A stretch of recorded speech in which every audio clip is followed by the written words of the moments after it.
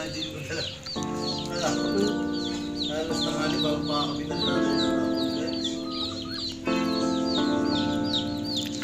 Kapala meron din pala doon sa ano? Yung kwarto.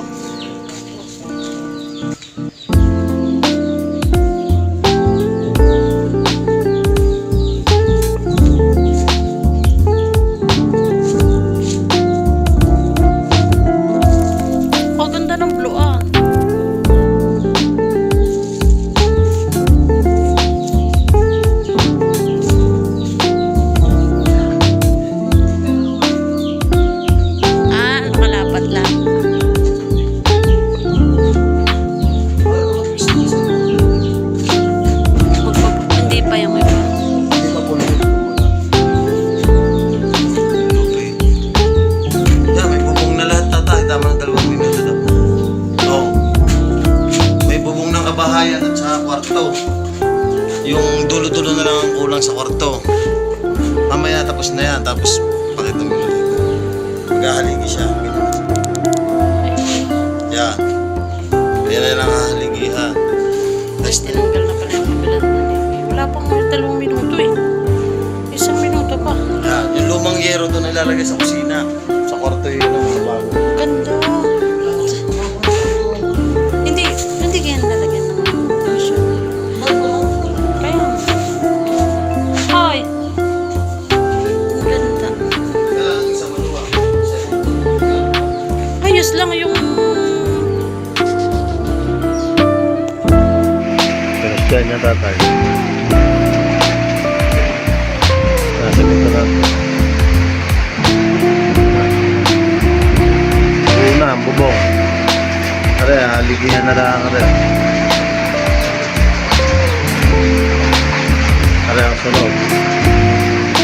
Wala na. Oh. Are, yung pinto ng 2 kwarto. Yan, sa 2. Yung mga bintana yan.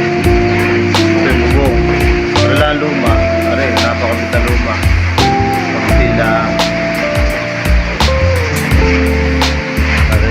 Are, yung hinaligihan, yung tukso, hinauga, tutumba na daw rin. May crack kasi yan, may crack. Yan ang crack. Yan ang crack, oh. Oh. Yan. Ito ang kalooban ng kwarto. Ito ang kabahayan. Yan ang terrace. Bubong ng terrace. Yan ang harapan. Yung bintana nyo, malaking bintana. Ito yung gilid.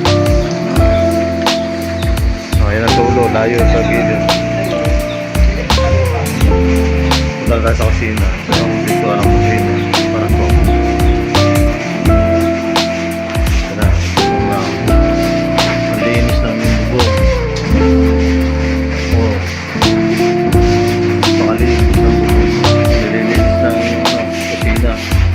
Hindi na lumipat. Pansamantagal. Lababo.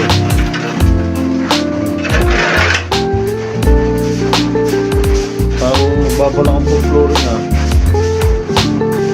Lapit na pala no.